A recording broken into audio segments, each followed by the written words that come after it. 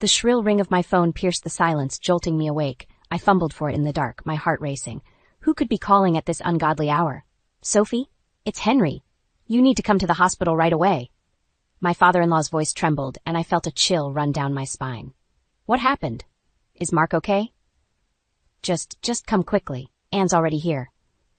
I threw on clothes and rushed out the door, my mind reeling. Mark had been working late again, probably to appease his mother's endless demands for a better lifestyle. Now he was in the hospital, and of course, Anne had beaten me there.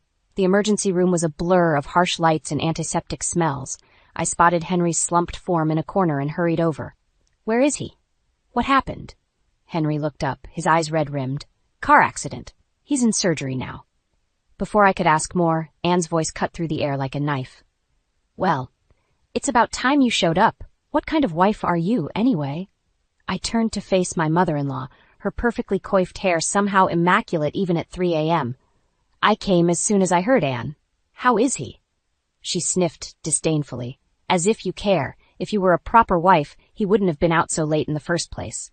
I bit back a retort, reminding myself that we were all worried about Mark. Have the doctors said anything? Nothing you need to concern yourself with, Anne said dismissively. I'm his mother. I'll handle everything. Henry placed a gentle hand on my arm. The doctor should be out soon with an update. We waited in tense silence, the minutes crawling by. Finally, a tired-looking surgeon approached. Mrs. Caldwell? He asked, looking between Anne and me. That's me, Anne said, stepping forward. I'm Mark's mother. The doctor's eyes flickered to me, but Anne steamrolled on. How is my son? Mr. Caldwell is stable now. The surgery went well, but there were complications. My heart clenched. What kind of complications? The doctor hesitated, glancing at Anne again. Perhaps we should discuss this privately? Anne waved a hand imperiously. Nonsense. We're all family here. What is it? The surgeon took a deep breath.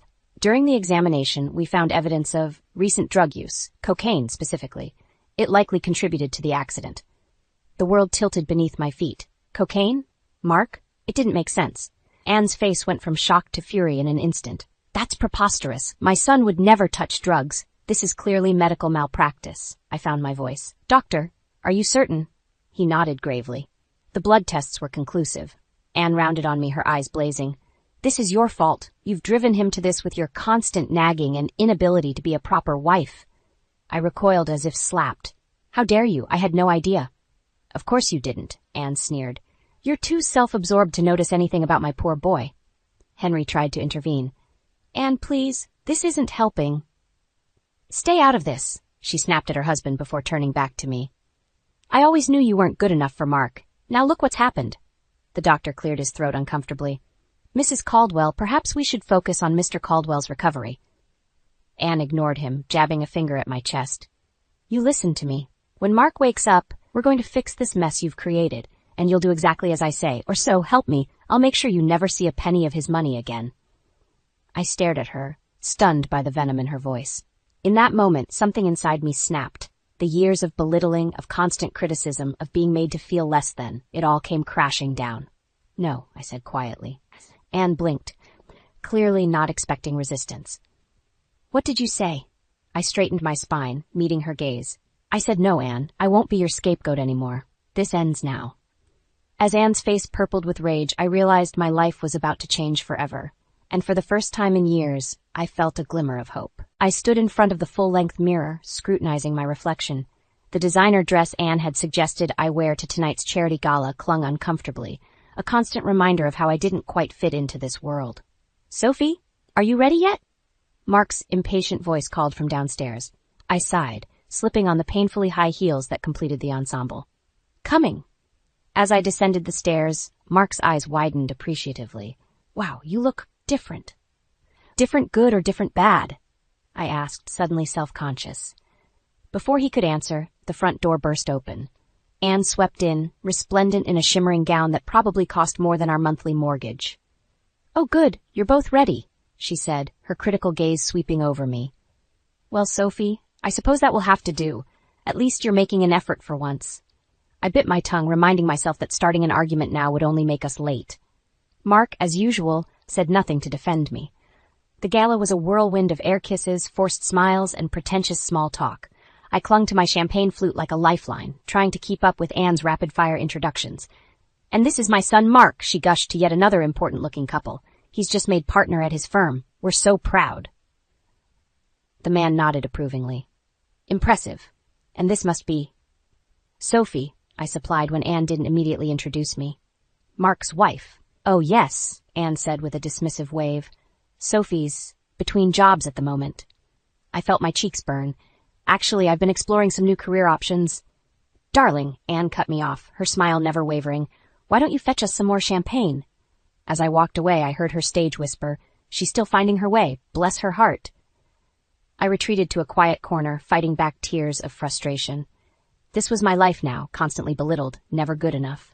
You look like you could use this more than me, a kind voice said. I turned to see Henry holding out a fresh glass of champagne.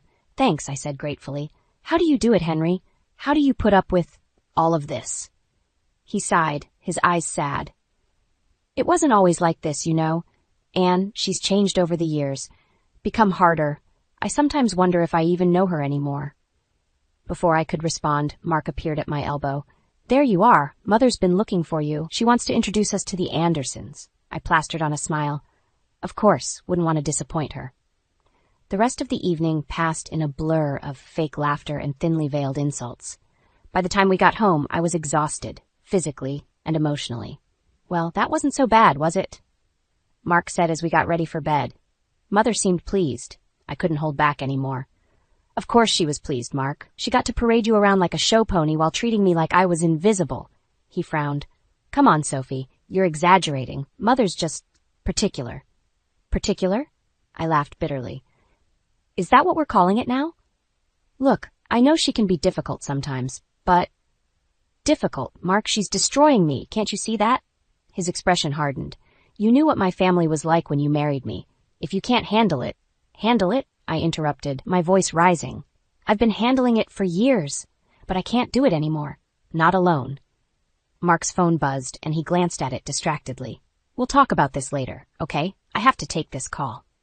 As he left the room, already deep in conversation, I felt something inside me crumble.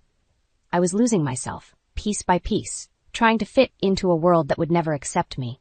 Lying in bed that night, listening to Mark's steady breathing beside me, I made a decision. Something had to change. And if no one else was going to do it, it would have to be me. I stood in our kitchen, surrounded by the chaos of last-minute party preparations. The aroma of roasting chicken filled the air, mingling with the scent of fresh-cut flowers. This family gathering was my last-ditch effort to smooth things over, to prove to Anne, and maybe to myself, that I could be the perfect daughter-in-law she always wanted. The doorbell rang, and I smoothed down my dress, taking a deep breath. Showtime, I muttered. Mark answered the door, greeting his parents with forced cheerfulness. Anne swept in, her critical gaze immediately taking in every detail of our home. Sophie, dear, she said, air-kissing my cheek. I do hope you haven't gone to too much trouble. You know how I worry about you overtaxing yourself. I plastered on a smile. No trouble at all, Anne. I'm happy to host. Henry gave me a warm hug. It smells wonderful in here, Sophie. You've outdone yourself. As we settled in the living room, Anne wasted no time in taking control of the conversation. Mark, darling, tell me about that big case you're working on. The Hendersons, wasn't it? Mark launched into a detailed explanation of his latest legal triumph, while Anne hung on every word. I sat quietly, feeling increasingly invisible. Sophie, Henry said softly, noticing my discomfort, why don't you tell us about your new interests? Mark mentioned you've been exploring some options. I perked up, grateful for the opening. Actually, I've been looking into financial planning courses. I think it could be a really rewarding career path. Anne's laugh cut through the air like glass. Oh, Sophie, always with these little flights of fancy. Wouldn't you be better off focusing on being a good wife? After all, Mark works so hard to provide for you. I felt my cheeks burn. It's not a flight of fancy, Anne. I'm serious about this. Of course you are, dear, she said patronizingly. Just like you were serious about that pottery class last year. Or was it painting? Mark chuckled uncomfortably. Mother has a point, Sophie. You do tend to jump from one thing to another. I stood abruptly. I should check on dinner. In the kitchen, I gripped the counter, trying to steady my breathing. This was not going as planned. The evening continued to unravel.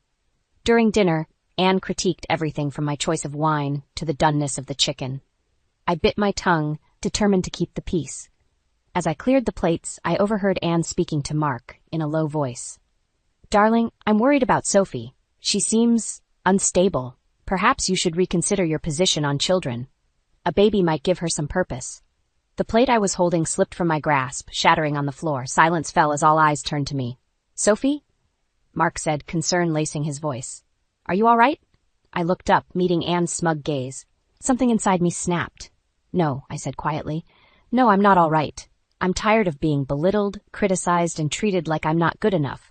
I'm tired of my husband not standing up for me, and I'm especially tired of you, Anne, thinking you can run my life. Anne's eyes widened in shock.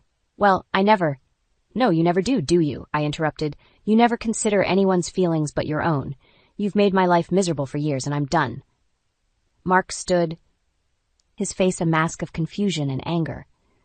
Sophie, that's enough. You're embarrassing yourself. I laughed bitterly. Of course, God forbid I embarrass you in front of Mommy dearest. Heaven knows you'd never want to disappoint her, not even when it means destroying your marriage. The room fell silent. Henry looked at me with a mixture of sympathy and admiration. Anne's face had gone pale with fury. And Mark just looked lost. I took a deep breath, suddenly feeling lighter than I had in years. I think it's time for everyone to leave. This party is over. As I walked out of the room, leaving behind the shattered remains of both the plate and my marriage, I realized that this was just the beginning. The real battle was yet to come. The brush glided across the canvas, leaving behind swirls of vibrant blue and deep purple. I lost myself in the rhythm of painting, my mind finally quiet after weeks of turmoil. The online art therapy class had been a lifeline, a way to process the emotional storm brewing inside me. As I rinsed my brush, my phone buzzed. A text from Mark. Working late again, don't wait up. I sighed, unsurprised. Since the disastrous family dinner, Mark had been distant, burying himself in work. We barely spoke anymore, the silence between us growing like a chasm. Determined not to let it ruin my evening, I turned back to my painting, but my hand trembled, and a streak of blue marred the carefully crafted image. Damn it, I muttered, tossing the brush aside. My gaze fell on the stack of financial planning books hidden behind my easel. I'd been devouring them in secret, finding an unexpected passion in the world of numbers and investments.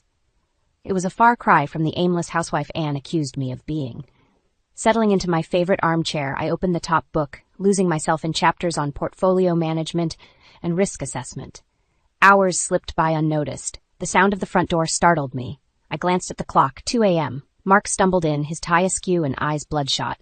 Sophie? He slurred, surprised to see me awake. What are you doing up? I quickly shoved the book under a cushion. Couldn't sleep. Are you okay? You look terrible. He waved off my concern. Fine. Big win at work. Celebrated a bit. As he lurched towards the stairs, a piece of paper fell from his pocket. I picked it up, my blood running cold as I read the handwritten note. Mark, I called out, my voice shaking. What is this? He turned, his eyes widening as he saw what I was holding. It's nothing. Give it here. But I held it out of reach, reading aloud. Thanks for a wonderful evening. Can't wait for our next meeting. Love, Cassandra. I looked up at him, tears stinging my eyes. Who's Cassandra, Mark? He ran a hand through his hair, suddenly looking very sober. Sophie, it's not what you think. Don't, I cut him off.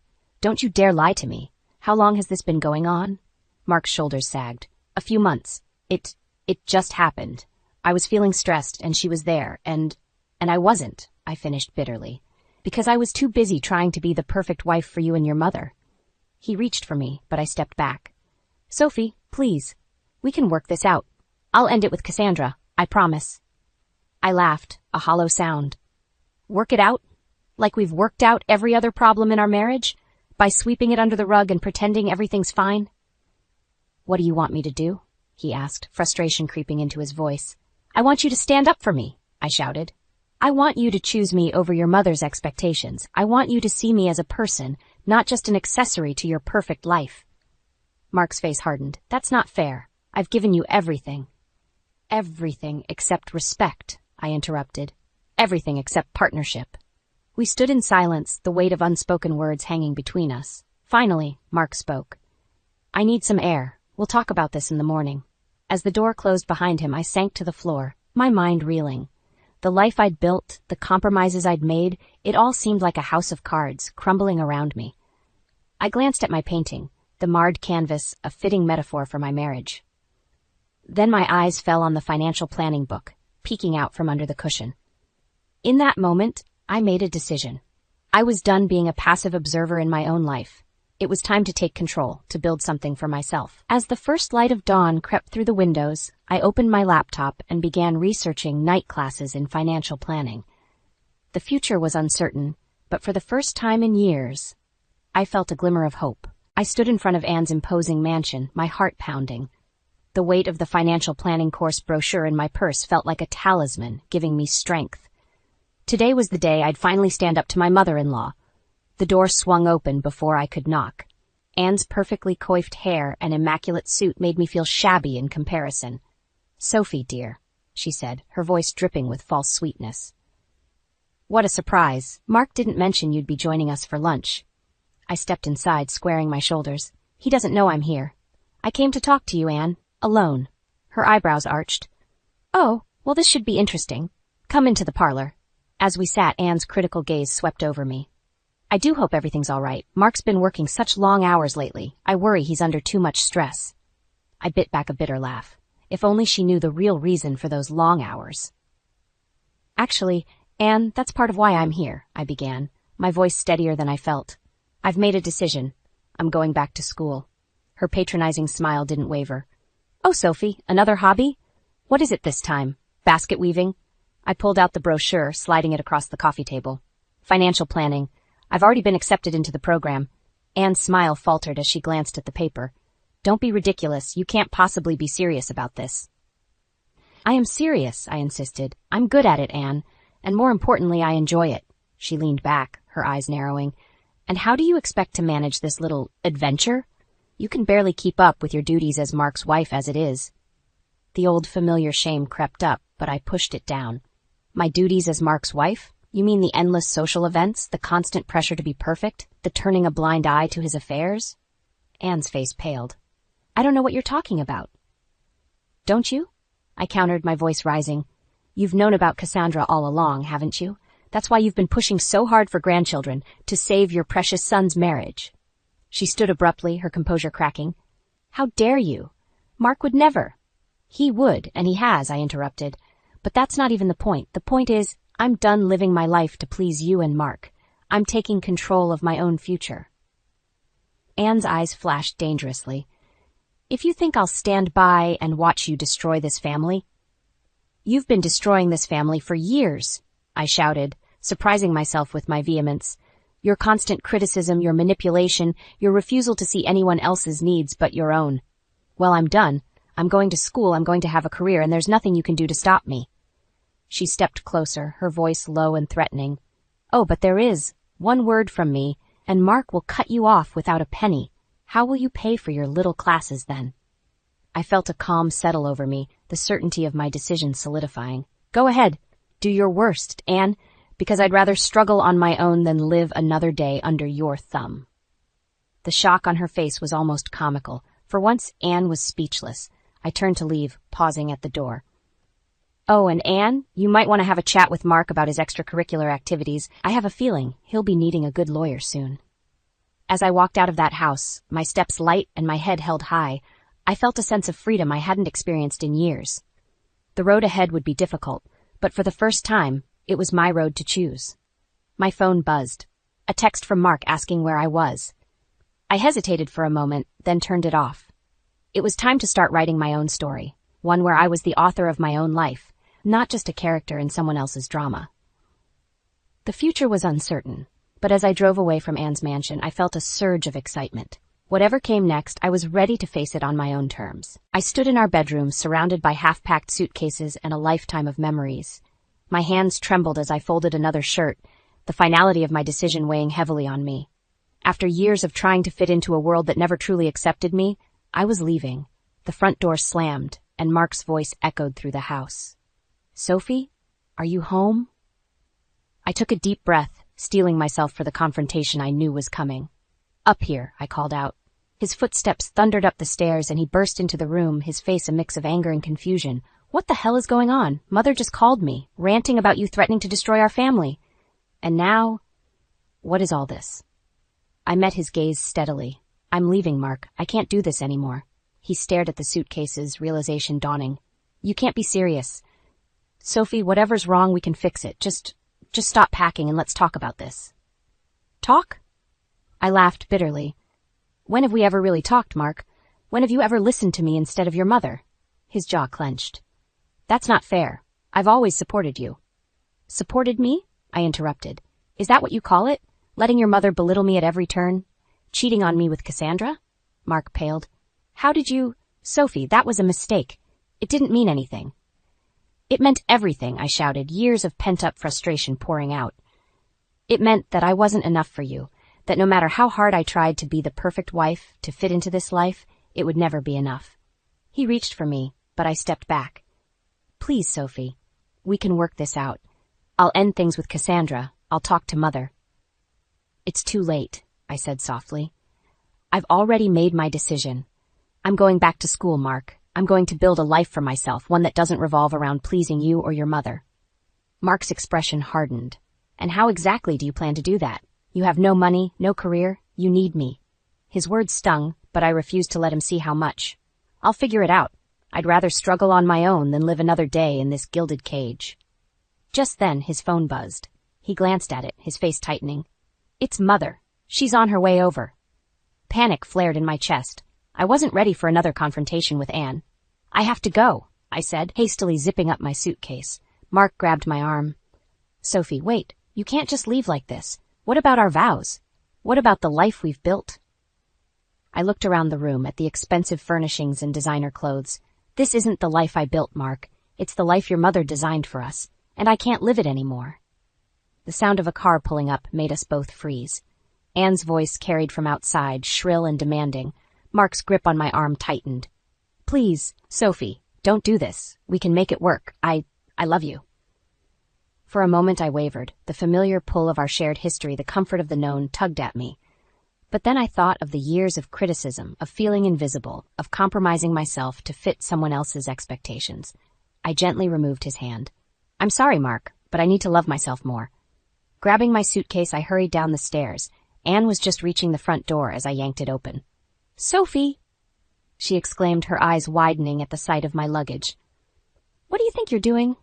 I straightened my spine, meeting her gaze. Goodbye, Anne. I hope you're happy now. You finally have Mark all to yourself.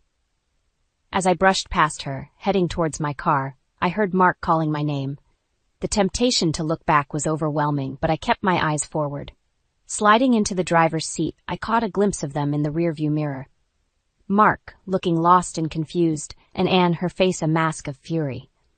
For a moment, my resolve wavered. But as I started the engine, a sense of lightness washed over me. The road ahead was uncertain, but for the first time in years, it was mine to choose. I pulled away from the curb, leaving behind the life I'd known, and driving towards a future full of possibility.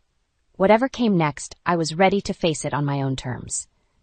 I stood in front of the mirror in my childhood bedroom, barely recognizing the woman staring back at me. It had been 3 months since I'd left Mark. 3 months of rebuilding my life from the ground up. My father, Benjamin, had welcomed me with open arms, no questions asked. Sophie? Dad's voice called from downstairs. There's someone here to see you. My heart raced. Was it Mark? Anne? I took a deep breath and descended the stairs, only to find Henry, my former father-in-law, standing awkwardly in the living room. Henry? I said, surprised. What are you doing here? He looked older, more tired than I remembered. Sophie, I needed to talk to you. Things have gotten out of hand. We sat down and Henry began to explain. Mark had spiraled since I left, drinking heavily and neglecting his work. Anne, in her desperation to maintain appearances, had been covering for him, but the cracks were showing. She's pushing him to file for divorce, Henry said, his voice heavy. She wants to paint you as the villain, take everything you might be entitled to. I felt a surge of anger, quickly followed by fear. I had no resources, no lawyer. How could I fight this? There's more, Henry continued. Anne, she's been manipulating Mark's finances for years, hiding assets, evading taxes. I think she's afraid you might know something, might expose her. My mind reeled. The perfect, pristine Anne involved in financial fraud? It was almost too much to comprehend. Why are you telling me this? I asked, suspicion creeping in. Henry's eyes met mine, filled with regret. Because I should have stood up to her years ago. I should have protected you, Sophie, and now I want to make it right. He handed me a USB drive. Everything's on here. Bank statements, offshore accounts, all of it. Use it if you need to. As Henry left, I sat there, stunned. The USB drive felt like a ticking time bomb in my hand. Dad placed a comforting hand on my shoulder. "What are you going to do, sweetheart?" I looked up at him, determination setting in. I'm going to fight. The next few weeks were a whirlwind. I threw myself into my financial planning studies with renewed vigor, now seeing them not just as a career path, but as armor against Anne's attacks. I consulted with a lawyer, using my meager savings to prepare for the battle ahead. Then, one evening, as I pored over my textbooks, my phone rang. It was Mark. "Sophie," he slurred, clearly drunk. "I miss you. Please come home." My heart ached, but I steeled myself. "Mark, we've been over this. I can't come back." "You don't understand," he said, his voice breaking. "Mother, she's out of control. She's threatening to cut me off if I don't go through with the divorce. I don't know what to do." I closed my eyes, fighting back tears. "Mark, listen to me. You need to stand up to her. For once in your life, you need to make your own decisions." "I can't," he shouted. "I'm nothing without her, without the family name, and now I'm losing you too. I can't take it anymore." There was a loud crash, and the line went dead. Panic seized me. I dialed Mark's number again and again. But there was no answer. With shaking hands, I called Henry. "Henry, something's wrong." Mark called me. He sounded desperate. I think he might do something stupid. Henry's voice was grim. "I'll go check on him. Sophie, whatever happens, stay strong. Don't let Anne manipulate you." As I hung up, I felt the weight of everything crashing down on me. The man I had loved, the life I'd left behind, the uncertain future ahead. It all swirled together in a dizzying maelstrom. I clutched my textbook, my lifeline to the new world I was building. But for the first time since I'd left, I wondered if I had made the right choice. Had I been selfish, thinking only of my own happiness? As the night stretched on with no word from Henry or Mark, I paced my room, torn between my resolve to build a new life and the pull of the past. Whatever happened next, I knew one thing for certain. Nothing would ever be the same again. I stood outside the imposing doors of Anne and Henry's mansion, my heart pounding. The call had come an hour ago. Mark was here, and things had spiraled out of control. Taking a deep breath, I rang the doorbell. Henry answered, his face etched with worry. "Thank God you're here, Sophie. It's a disaster." As I stepped inside, raised voices echoed from the study. I recognized Mark's slurred speech and Anne's shrill tone. Henry led me to the door, hesitating before opening it. The scene that greeted me was chaos. Mark, disheveled and clearly drunk, was waving a stack of papers. Anne stood rigid, her face a mask of fury. Both fell silent as they saw me. "Sophie?" Mark stumbled towards me. "You came back?" Anne's eyes narrowed. "What is she doing here? Henry, how dare you involve her?" I held up my hand, silencing them both. "Enough. This ends now." Mark collapsed into a chair, while Anne glared at me defiantly. I turned to her, steeling myself. "Anne, I know about the financial fraud. I have proof of everything." Her face paled. "You're bluffing. You have nothing." I pulled out the USB drive Henry had given me. "Everything's here. The offshore accounts, the tax evasion, all of it." Mark looked up, confused. "What, Mother? What is she talking about?" Anne's composure cracked. "It was all for you, Mark, to secure your future, our family's legacy." I felt a surge of pity for Mark as realization dawned on his face. "You've been lying to me? All these years?" "I did what I had to do," Anne shouted. "This ungrateful woman was going to ruin everything we've built." I stepped between them. "No, Anne, you're the one who's been ruining everything. Your manipulation, your constant need for control. It's destroyed this family." Anne lunged for the USB drive, but I held it out of reach. "It's over, Anne. You have a choice. You can come clean, make amends, or I'll turn this over to the authorities." The room fell silent. Anne seemed to deflate before our eyes, suddenly looking every bit her age. I never meant for it to go this far," she whispered. Henry moved to her side, placing a comforting hand on her shoulder. "We'll face this together, Anne. It's time to make things right." I turned to Mark, who looked lost and broken. "Mark, I'm sorry. For everything." He met my gaze, tears in his eyes. "No, Sophie. I'm the one who should be sorry. I let this happen. I wasn't strong enough to stand up to her, to be the husband you deserved." In that moment, I felt the last of my anger and resentment melt away. "We both made mistakes, Mark, but it's not too late to start over, on your own terms." As the weight of everything settled over us, I realized this was the moment I'd been waiting for, the chance to finally break free from the toxic patterns that had defined our lives for so long. I looked at each of them in turn. Anne, finally humbled, Henry standing tall for the first time, and Mark, a glimmer of hope in his eyes. "This is your chance," I said softly. "All of you. To rebuild, to become the family you always could have been. But you have to do it yourselves. I can't be part of it anymore." Anne stepped forward, her voice barely a whisper. "Sophie, I'm sorry for everything." I nodded, accepting her apology, but knowing it couldn't undo years of pain. "I hope you find peace, Anne. All of you." As I turned to leave, Mark called out, "Sophie, wait. What about us?" I looked back at him, feeling a bittersweet mix of love and resolve. "There is no us anymore, Mark, but there can be a you, the real you, free from all of this. I hope you find him." Walking out of that house for the last time, I felt lighter than I had in years. The future stretched out before me, full of possibility and promise. My phone buzzed, a reminder for my first day of classes tomorrow. I smiled, realizing that for the first time in my life, I was truly excited about what lay ahead. As I drove away, I caught a glimpse of myself in the rearview mirror. The woman looking back at me was stronger, wiser, and finally genuinely happy. The road ahead was mine to choose, and I couldn't wait to see where it would lead.